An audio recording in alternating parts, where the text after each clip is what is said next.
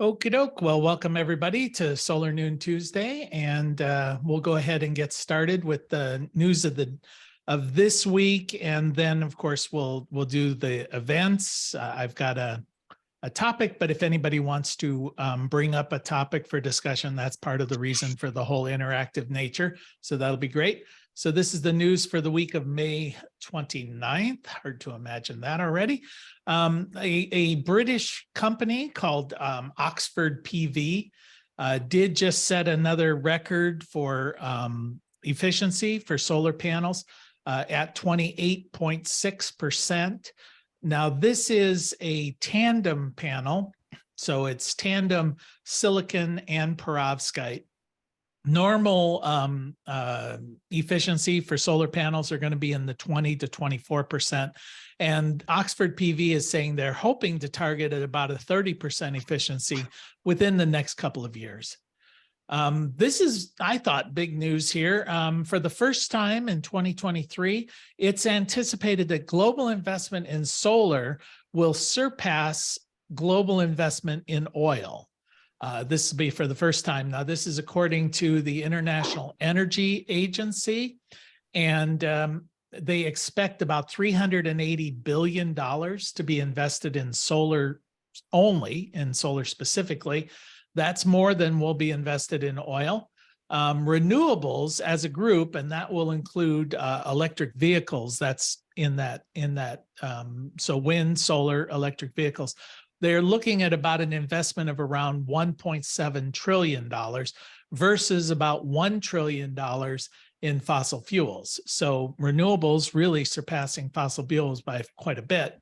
But lest you think fossil fuels are on the decline, actually they're thinking that fossil fuel investment will increase by about 7% over the next year, which is bringing it back up to pre-COVID levels from 2019.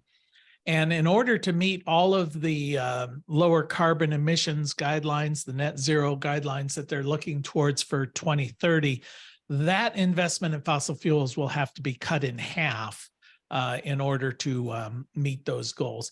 The top investors geographically in renewables, number one is China, number two is the European Union, and number three is the US.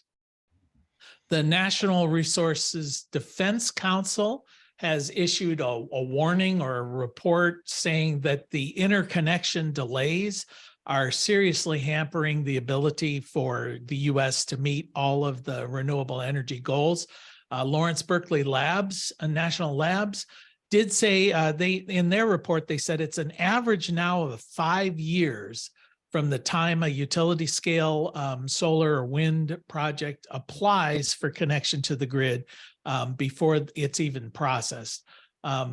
There is in the queue of renewable energy projects, ones waiting for approval to connect, more capacity than exists on the grid.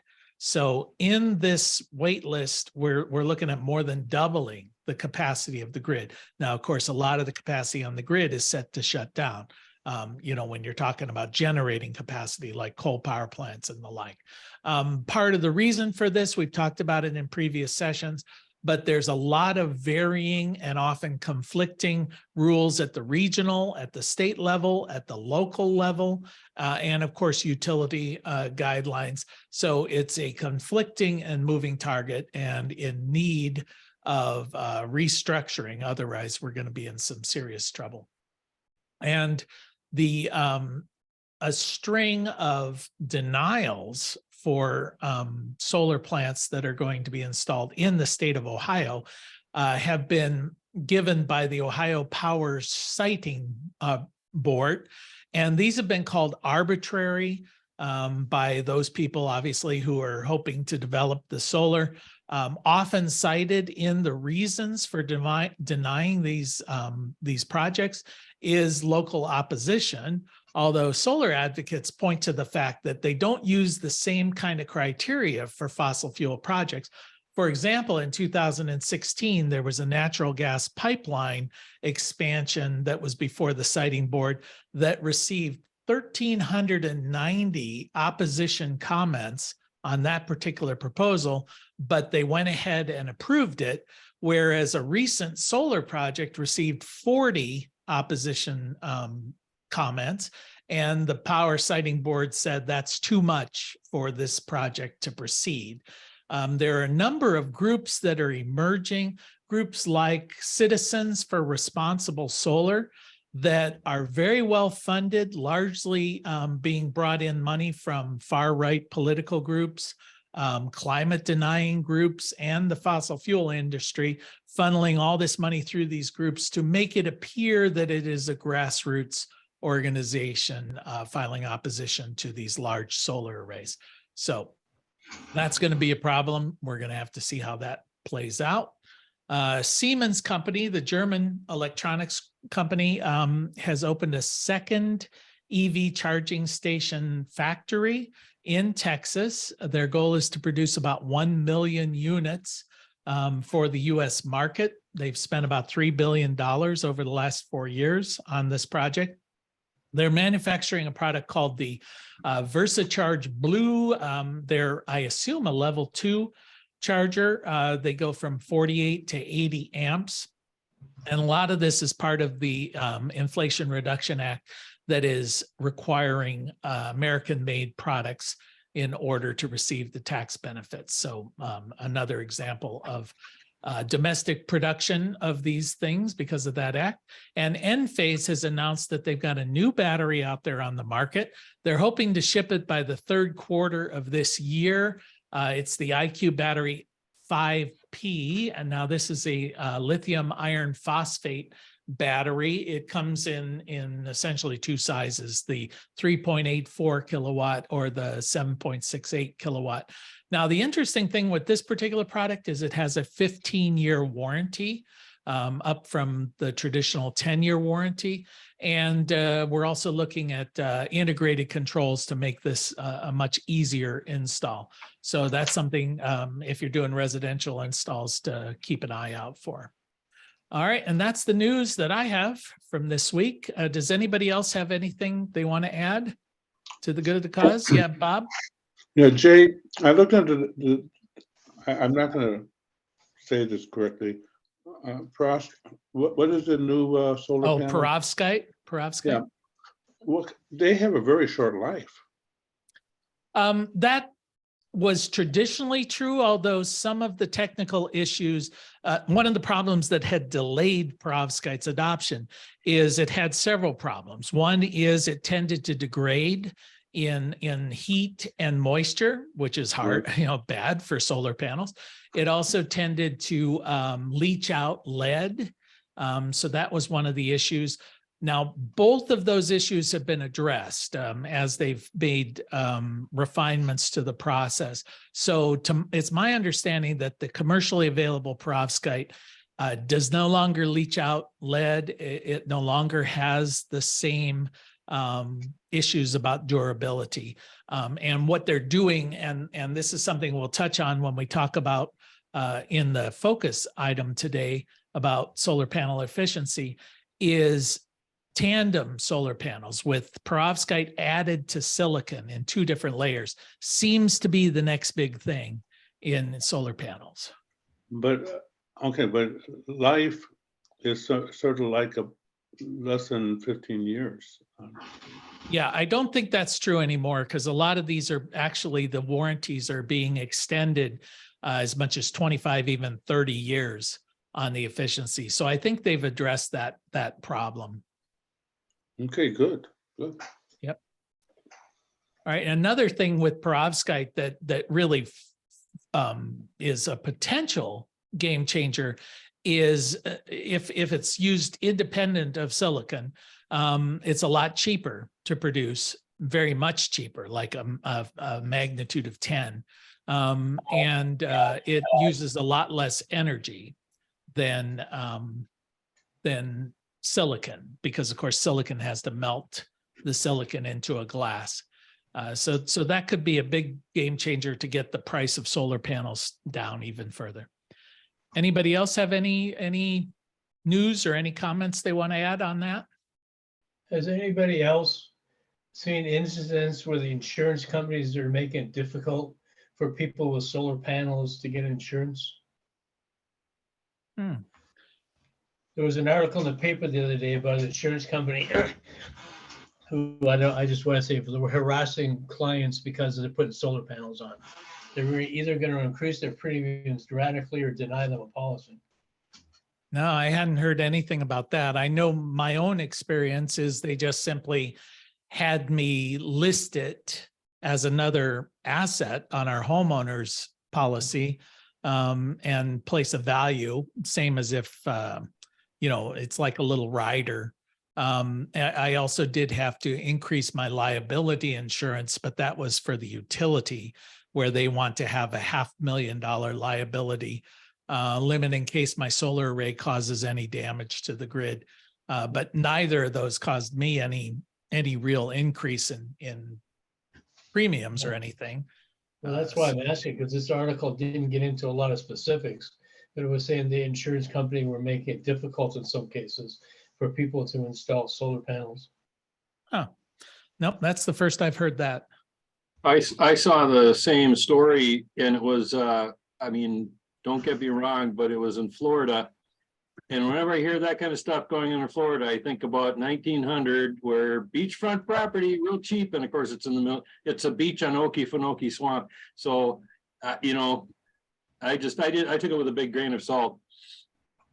Could be. I know when we used to live in Florida, the insurance companies were wanting to get out of Florida because of the increased risk of hurricanes and flooding and all of that. And any excuse they could take to cancel your policy, they were really looking to just get rid of policyholders in Florida. So maybe that's something. Although what did occur to me when Chris, when you were saying this is there had been a number of issues with the interoperability or the intermatability of MC4 connectors, primarily in commercial installations, that were causing rooftop fires because they were not matching proper, people assume one MC4 connector is the same as another, and they were not, and they're not. So there were issues there specifically with Amazon with a lot of the rooftop installs there. So I could see a legitimate issue there in a commercial, that there was that risk, although I think the industry's tried to address that. Any other? Okay, well, if you think of anything, just jump on in, but let me go ahead and jump into some of the announcements here of things going on. Tonight, there's a Maria, it's the Mid-Atlanta Renewable Energy Association. They're having a webinar on microgrids.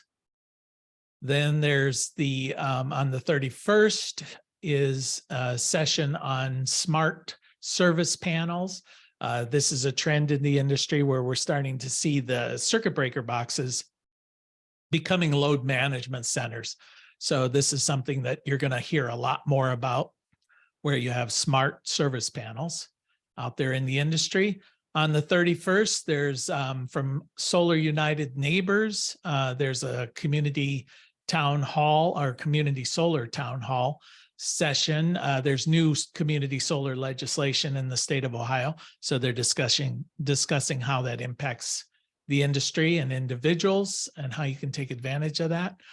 June 6th, there's a webinar put on by the folks at NEP. I think that's Northern Electric Power. They obviously make some microinverters. They're talking about navigating solar regs and standards, but my guess is it's from a microinverter point of view there. And there's another on June 8th about utility scale storage issues, some things going on there. I think that's Solar World magazine. Wood Mackenzie has one on microgrids coming up on June 15th. And that was all that came into my inbox. I seem to get inundated with these, so I want to share the wealth on that. Okay, anybody else have any announcements or think of anything you wanted to add there or bring up any item for the good of the cause? I know Devanand had brought up just before we started recording about a new standard out there, UL 1741 SB. So I'm going to have to do some research on that. Maybe I'll bring that up as a specific topic next week. That is the successor to the UL 17 SA, which dealt primarily with smart inverters and standard around that. Anybody have anything? So just to kind of piggyback off of what you were talking about, those service panels, I was driving home on Friday and I saw somebody in my neighborhood had solar panels, and I just, for the heck of it, just rang his doorbell, and the gentleman was nice enough to show me his system, and he had one of those smart service panels and 200 amp service. He said it was only like $3,100 installation included. So I was like, that's not bad at all. Mm-hmm. Yeah, well, 31 you said for just for the service panel? Yeah. Yeah, I don't know. Your idea of not bad and my idea of not bad are a little different. I mean, that sounds expensive for a circuit breaker panel. Well, I paid $1,500 for a 100 amp service in my house. So I mean, to jump up to to install it as well. Yeah. Yeah. Oh, yeah. I can see that. No, I'm thinking just the unit itself. Yeah, it typically costs about $2,000 to swap out a service panel in that neighborhood. So you're right, if it includes installation, but it's so much of that is variable, you know. Right. Where Well, what was cool about it too is it had an app for your phone, and you could see all the devices running on each circuit. Yeah, I think we're going to be moving towards that for sure. And it seems to me that Enphase with their system has some of that integrated in. Perhaps it's in the combiner box, I'm not quite sure, or maybe it's a separate unit to handle load management, but it's at a very rudimentary scale compared to one of those smart service panels. Because Enphase, of course, if you're using the IQ8s, they have the ability to provide power when the grid is down, even without a battery backup. But they then have to be able to prioritize the circuits because the sun will be variable. So if you're just running off what's coming from your array, then you're going to have, I think they do it in 3 different circuits where there's priority 1, priority 2, and priority 3. So if you don't have enough energy to service all 3, it shuts down number 3. Then if you have more clouds come in or a rainstorm, shuts off 2. And it would shut off 1 if there was not enough to power everything connected into that circuit. So that's some of the idea there. All right. Anybody else? 1,500 US, 2,000 US to swap out our service panel. Any sense? Yes. That's to get the electrician in, and usually that's that's a lot. You can make some money on that, huh? Yeah, that's pretty much the average price I've heard. And we run into it a lot when you're installing solar, where the service panel just is not suitable to receive in a load side connection the amount of power that you're going to bring in, or doesn't have breaker space available or whatever. So just to swap out a service panel usually ends up costing about $2,000. That doesn't even mean running wire from the meter or anything. You're just disconnecting the one unit and reconnecting in. It strikes me as quite a lucrative task for that amount of money. Yes, if that was in Trinidad, all electricians would be rich by now. That's right.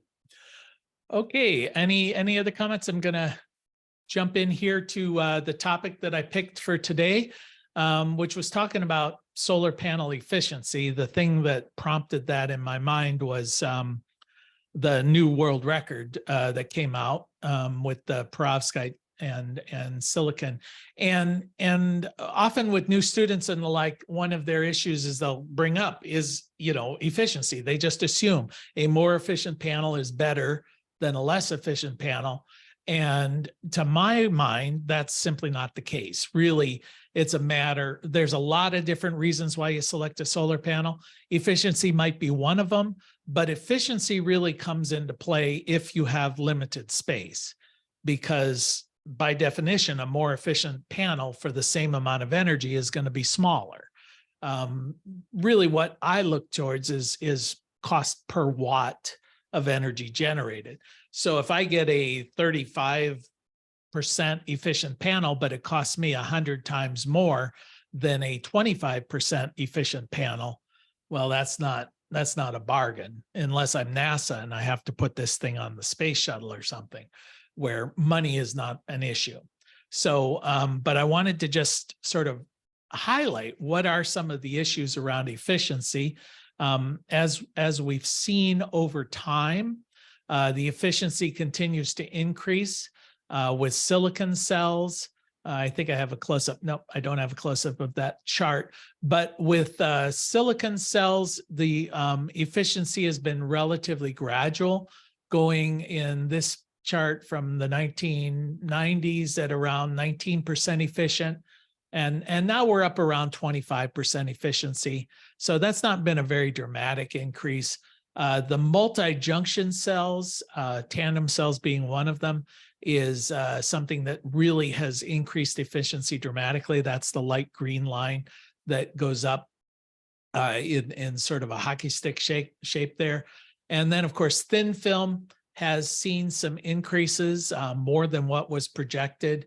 And then there's some emerging PV technologies, but I'm not going to really look at that. There's some microdot type technologies, things like that. Don't really want to get into that too much.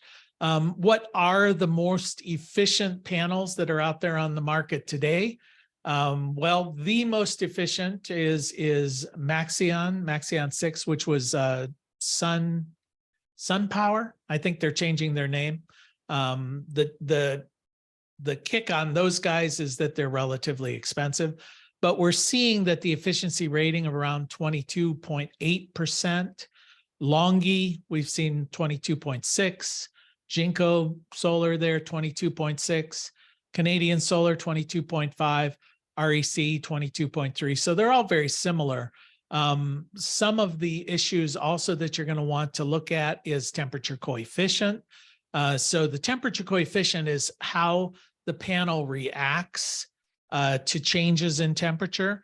A minus 0.29% means that you're going to lose 0.29% for every degree Celsius above 25 degrees Celsius. 25 degrees Celsius being around 77 degrees Fahrenheit. So if we shoot up 10, say 35 degrees Celsius, you're going to lose almost 3% of your generating capacity with that.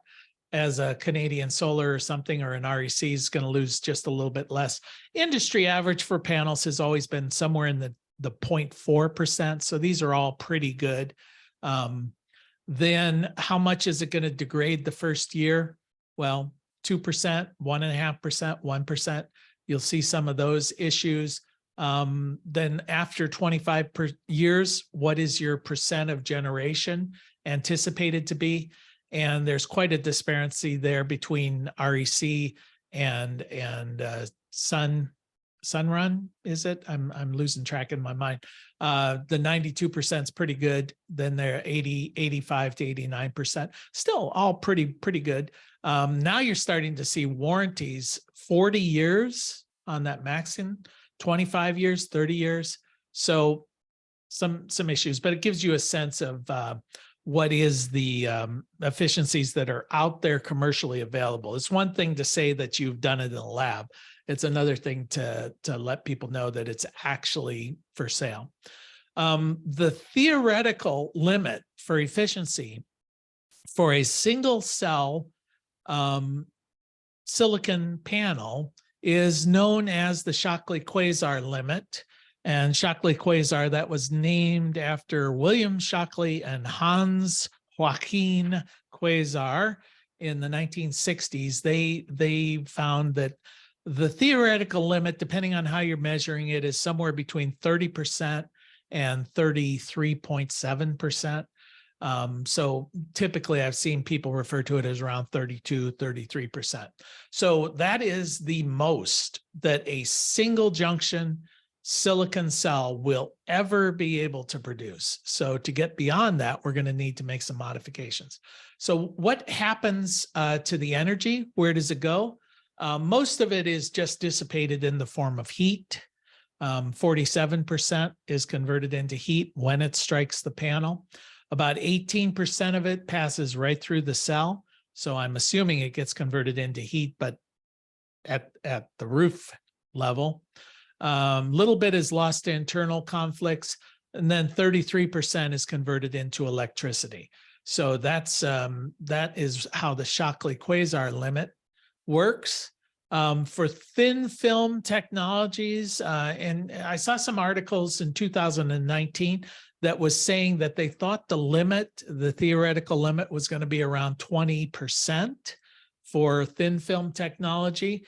But then in 2022, they actually hit 23% in actual lab testing. Now they're projecting it might be 27% limit. This is for SIGs. Thin film has a lot of different flavors. So this is the one that they were testing on that. Then multi-junction panels. This is where a lot of activity, a lot of focus is taking place. If you think about each of these band gaps between the different layers, harvests energy from within a bandwidth and of light, part of the light spectrum. So if you were to put various layers that harvest at different band widths, you're going to increase your efficiency of the panel. Now, theoretically, if you had an infinite number of layers, you could reach an 86.8% efficiency limit. Now, obviously, you'll never have a panel with an infinite number of layers, but that's the theoretical limit there. So you can see there's a lot of space between a single junction, the Shockley quasar limit of around 32, 33%, up to about 86%. So we have a lot of play in there. And where a lot of the attention right now is being focused is taking a layer of perovskite and putting it on the on a layer of silicon, and then making a solar panel that's what they refer to as a tandem cell. And there are different ways of hooking these things together, but conceptually, for our purposes, it's just two layers: perovskite on top, silicon on the bottom. This is the type of panel that just had the 32.5% record. And some of the scientists are saying the theoretical maximum on this kind of construction is going to be somewhere around 45% efficient. So just playing around with this technology, we've got, we'll basically double the efficiency of the typical solar cell of today. So that has a lot of promise there. And if we can keep the costs down to comparable, well, then you're basically cutting the cost of your energy generation in half. So is this the next big thing? Well, we're seeing a lot of investment in it. There's Q-Cells, of course, the largest manufacturer of solar panels, has just announced, I wrote it down here somewhat. Yeah, they're putting $100 million into this, looking at tandem production. And there is a European consortium that's looking at how can we take perovskite and silicon and get it into something marketable. There's this group is known as Pepperoni, and Pepperoni is the European, that's the acronym for this group of about, let's see, I think it's 17 partners working on how to market these tandem. And I looked all over the place trying to figure out what Pepperoni stood for. I knew it was going to be some sort of torturous acronym. And sure enough, it really is. If you look at the top line of this article, Pepperoni actually stands for Pilot Line for European Production of Perovskite Silicon Tandem Modules on industrial scale. So they pulled the P and the E from Europe and the P for production and Pro and S for silicon, N in tandem. Oh, it is tortured. So anyway, that's, if you ever hear pepperoni being referred to in terms of solar, it's going to be around the perovskite silicon tandem modules. And then another new development that's really just happened in the last week is First Solar announced that they're buying a perovskite manufacturer. It's a Swedish company. And First Solar is the largest manufacturer of solar panels in the United States, but they make thin film solar panels. So they're looking at taking that technology and laminating it with perovskite. And of course, they're holding out there that that is the future of solar panels. So I think it's safe to say tandem or multi-junction cells are probably the future of solar panels. Question is which technology, which composition is going to work out.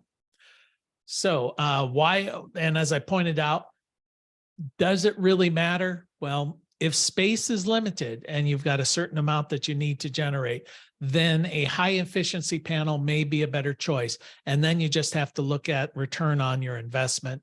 But I always look at the price per watt when I'm looking at it, because I'm inherently cheap and I want to get the best price for the energy that's generated.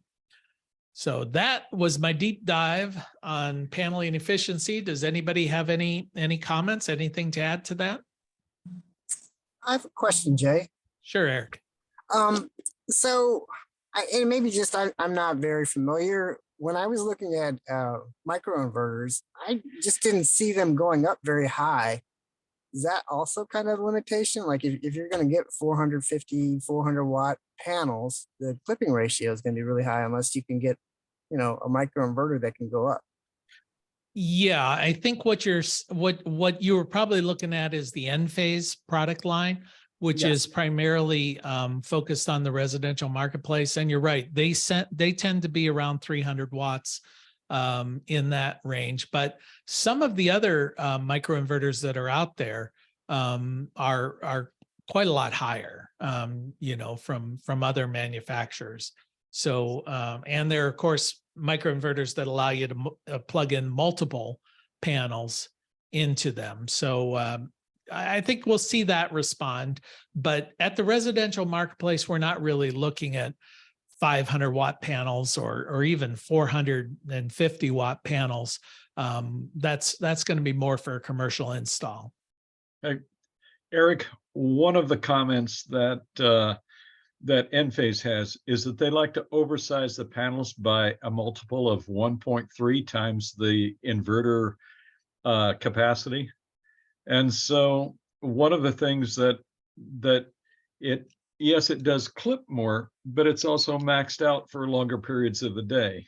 And so you're actually running the inverter at full 300 watts longer during the day as opposed to just during peak periods. Second thing. Yeah. Go ahead. Second thing that in terms of panel efficiency is very often those efficiency improvements are only for bifacial panels. And bifacial panels are great, except that most of us do roof mount, and there's no reflection off the back of a roof when it's 5 inches off the surface. So you don't have the benefit for bifacial panels that you have with monofacial panels. So that improvement in efficiency is really kind of irrelevant to many of us. Mm-hmm. And one last thing is that as we get into bigger panels, there was a report that was given by the Renewable Energy Testing Lab in California, where they said that larger panels, one of the ways they can keep the weight down on large panels, the 500 watt, and the very large panels, is by reducing the thickness of the glass. And so they've gone to using non-tempered but hardened glass. Now, I'm not sure what the difference between tempered and hardened glass is, but they talked about the fact that the panels that are 2 millimeter have 2 millimeter glass are much more prone to hail damage than the 3 millimeter glass. And so as you get into bigger and bigger panels, you may be buying more problems with hail damage. Yeah, I think those are good points. I always find it funny that inverter manufacturers are very happy for you to spend a lot more money on solar panels. You know, they don't care. They don't care what the cost is of the solar panels. You know, they're just so that's fine for them to recommend. But as you point out, the bigger the panel, the argument there is, of course, the more wattage you can get from a single panel, the less install time is going to be involved. But once you reach a certain weight, then OSHA is going to step in. I believe it's 50 pounds. And they're going to say 2 people have to manage this panel. Well, from a practical standpoint, in my experience, it takes 2 people anyway to handle these large panels, regardless of weight. But if they're trying to keep under that weight limit, then the materials have to be sacrificed. You know, you're going to get thinner gauge metal, you're going to get thinner glass, as you point out. And will these panels physically actually last 30 years, you know, 25, 30 years, when you're starting to get tin foil up there instead of heavy gauge aluminum, you know? Another consideration is the fact that when you get into bigger panels, you've got a bigger pixel up there. And so you don't fill in the corners as you would with smaller panels. You know, the optimum was probably somewhere in the range of the 240 watt panels that we used to have, you know, and so the bigger the pixels on the roof, the less efficiently you can cover that roof. Yep. Yeah, I know when I'm designing the layout of a roof mounted system, often you play around with different size panels just to see how best to fit them onto the structure, the limited space that you have. So as you point out, if you've got huge panels, you may end up actually getting less production from a specific roof space just to maintain the aisleways and the setbacks that are required, you know, from the fire codes. All right, any other comments? Give you just a second there. Otherwise, I think we're at the end of this session. All right, well, I appreciate your attendance and your attention, and we'll see you next week. And I think we'll focus on the new emerging standards on inverters as the focus subject there. So we'll see you next week. Bye-bye.